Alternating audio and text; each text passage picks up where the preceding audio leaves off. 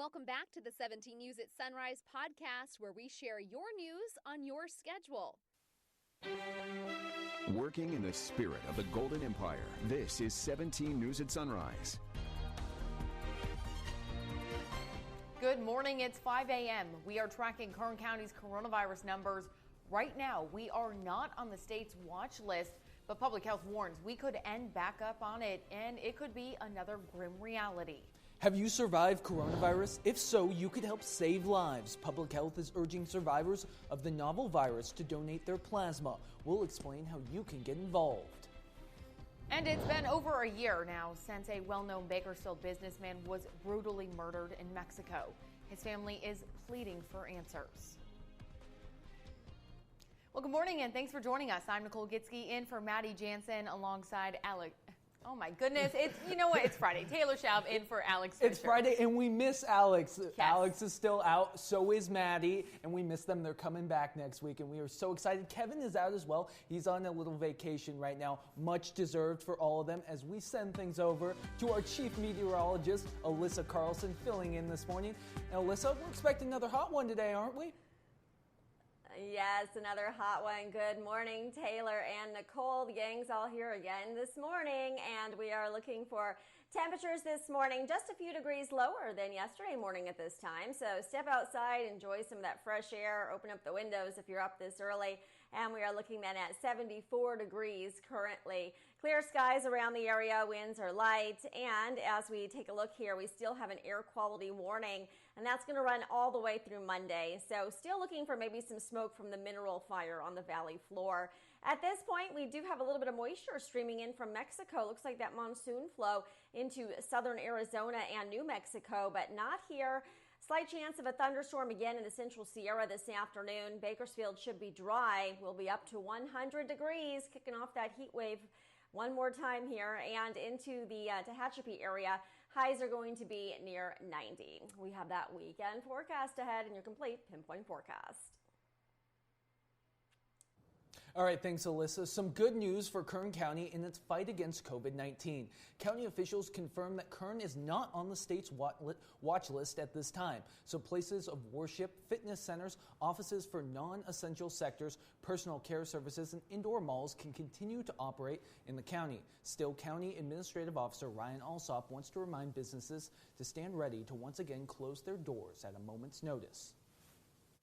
Once the state informs us that we have been added back to the monitoring list, the governor's new restrictions for those businesses will apply here in Kern County.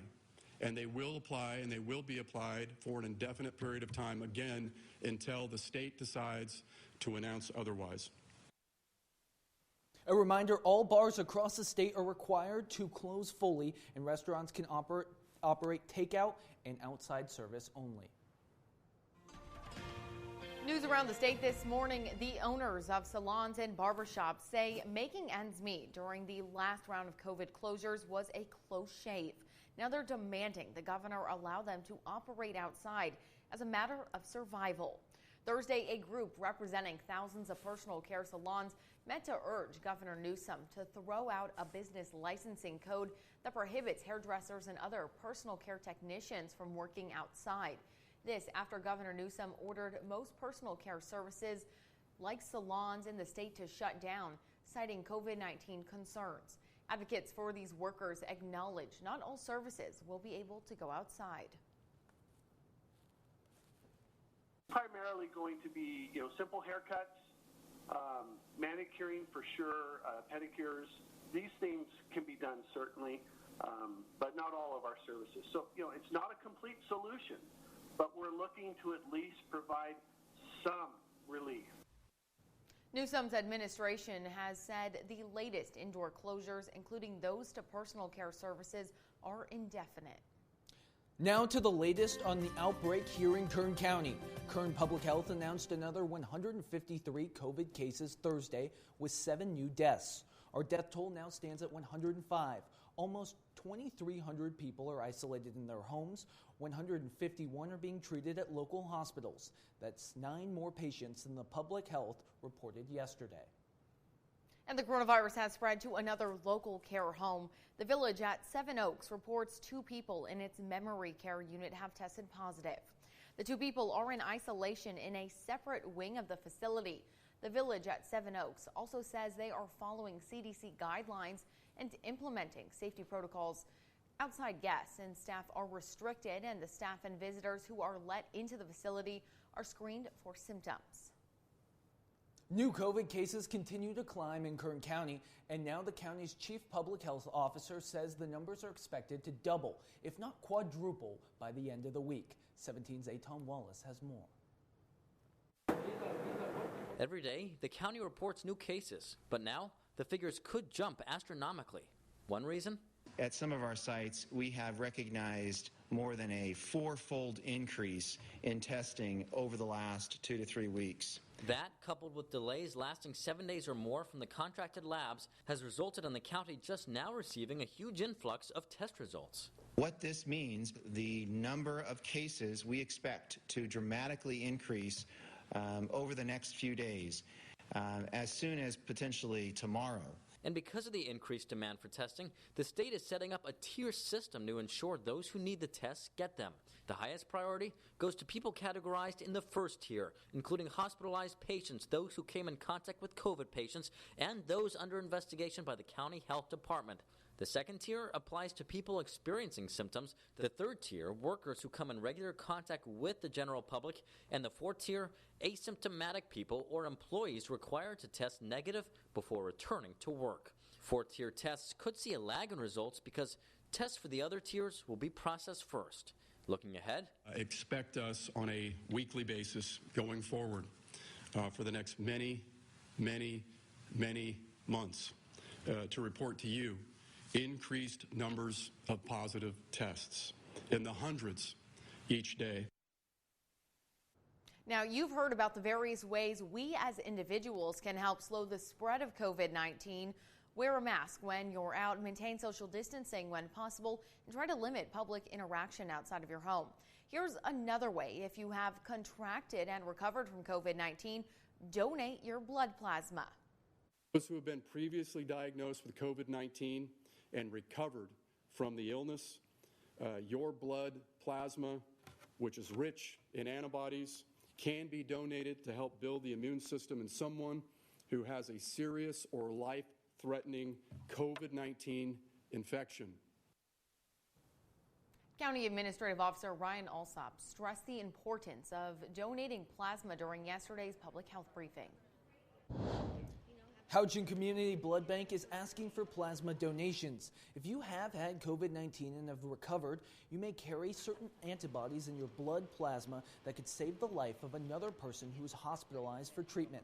That plasma is being used as a therapeutic treatment to boost the immune systems of people who are currently sick with the virus. For more information on how you can help, give them a call at 661-616-2575.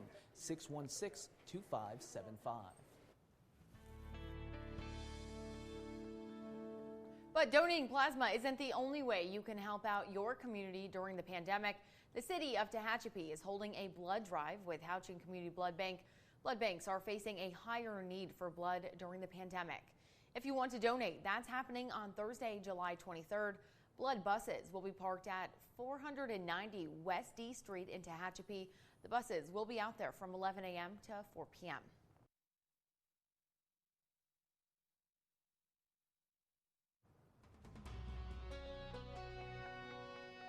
In your 17 Crime Watch, a man shot in Wasco last month has died from his injuries. The coroner identified the victim as 32-year-old Jesse Abarca. The sheriff's office says Abarca was shot the morning of June 8th at the intersection of Rose Street and Griffith Avenue by 25-year-old Kelly Stafford. Stafford and a juvenile were arrested 2 weeks later. The coroner says Abarca died from his injuries on Sunday. Stafford pleaded not guilty to attempted murder, participating in a street gang, and conspiracy last month. Stafford is due back in court later this month. Well, Thursday marked 1 year since the death of well-known Bakersfield businessman Jose Arenado. Last year, his body was found in a condo in Cabo San Lucas, and evidence suggests he suffered a brutal death. Now his sister Laura is speaking out about his death. It's been a difficult year for the family, says Laura. She and her brother were very close. Jose founded Family Motors, the first in a string of successful dealerships, and Laura helped manage them. They were involved in charitable work as a way to give back to the community. There's not a day that goes by that I don't think of him. I have, a big picture of him in one of my rooms. And that really helped me a lot, just going into his room and cry and scream and, why?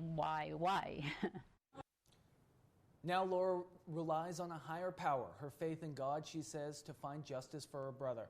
The Arredondo family is appealing to anybody who may have information about Jose's death to please come forward. Now to some crimes BPD is investigating this morning. The department is asking for help identifying a man wanted for vandalism.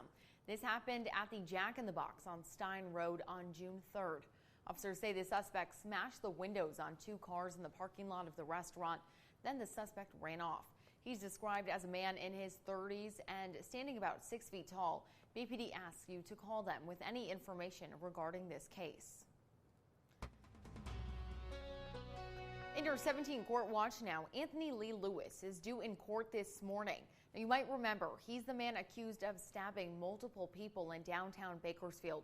He was arrested back in April after BPD officers saw him allegedly follow a woman down the street. Lewis was charged with 3 counts of attempted murder in connection to the stabbings. He's due in court this morning at 8:30 for a readiness hearing. Well, the man accused of driving into a crowd of protesters is set to appear in court later today. During the first night of protests following the death of George Floyd here in Bakersfield, Michael Tran is accused of driving into a crowd of people. Tran was charged with 10 counts of assault with a deadly weapon and 2 counts of reckless driving. The district attorney's office identified 10 victims hurt by Tran, including a 15-year-old girl. He's due back in court as his hearing from yesterday wraps up. One of the protesters accused of throwing rocks at the police during the protest is also set to appear in court today. BPD says it happened June 1st. They say Avion Hunter and Andres Garcia threw rocks at officers during a protest. BPD says 3 of the officers were hurt by the rocks as they tried to break up a group of protesters. The men are charged with assault with a deadly weapon, unlawful assembly, and resisting arrest. Hunter pleaded not guilty and is due in court this morning. Now to Kern Sober Reality, one of KGET's signature issues. The Bakersfield Police Department received a big boost to fight alcohol-related crimes. The California Alcohol and Beverage Control, or ABC, awarded the department a nearly $100,000 grant. A grant will help combine the efforts of BPD officers and ABC agents to help reduce the number of criminal activities in and around ABC licensed establishments. The grant is one of 50 awarded in the state through ABC's Alcohol Policing Partnership Program. All right, next on Sunrise, it's been one of the hardest hit industries since the pandemic began. But now 2 prominent U.S. airlines are partnering up to give frequent flyers more flexibility this summer.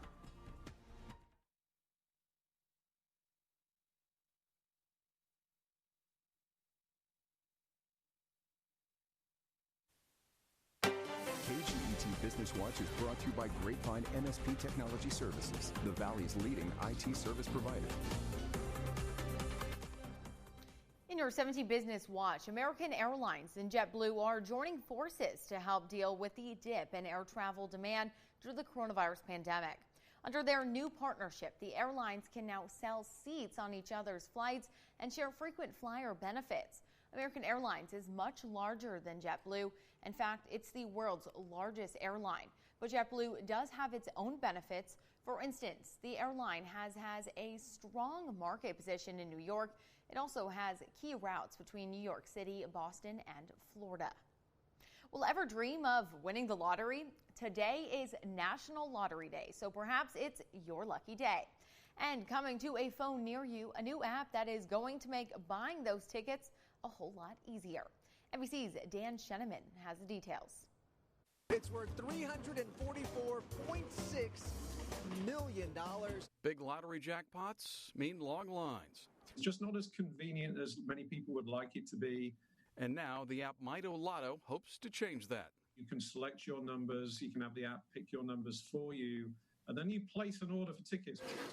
It's only available in California right now, but there are plans to expand to other states within the next few weeks. So you can manage your tickets right in the app. You're going to get reminders to check your tickets and to check your winnings. Any small tier wins that you get, we'll put them directly in your wallet or pay into your bank account. The app also promises to make those office pools a little easier. We've kind of digitized that office pool experience that we've all had when the jackpot gets really big. And help keep track of tickets, so no more unclaimed prizes. There are about $2 billion of unclaimed prizes every year in U.S. lotteries because people lose their tickets or they forget to go and claim. The app promises to make it easier to play the lottery, but how about actually winning? Try and find ways to maybe increase your chances. There's no magic formula for this, but one way is playing in groups. You know, the office pool concept where you pool all of your tickets together and play in a group, that just gives you more chances to win. Better odds could mean a big payoff. Dan Sheneman, NBC News.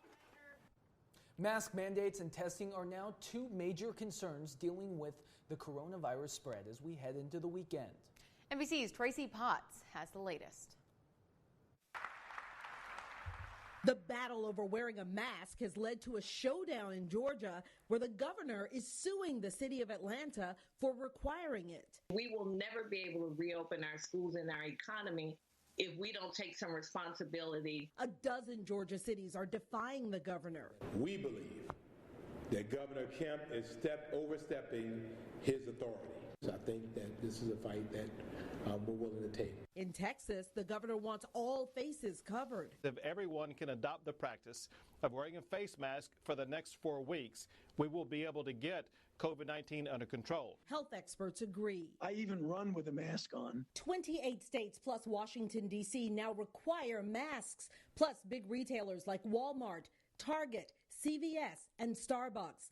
The Rockefeller Foundation warns without more testing, America faces an impending disaster by October 1st. Right now, America has two choices: just shut everything down or let hundreds of thousands of Americans die. On Thursday, the U.S. broke the daily record for new coronavirus cases for the 11th time in a month. And the White House press secretary is taking some heat for saying schools should not let the science stop them from reopening 5 days a week. Tracy Potts, NBC News. The 17 News at Sunrise podcast is a production of KGET and Nexstar Media Group.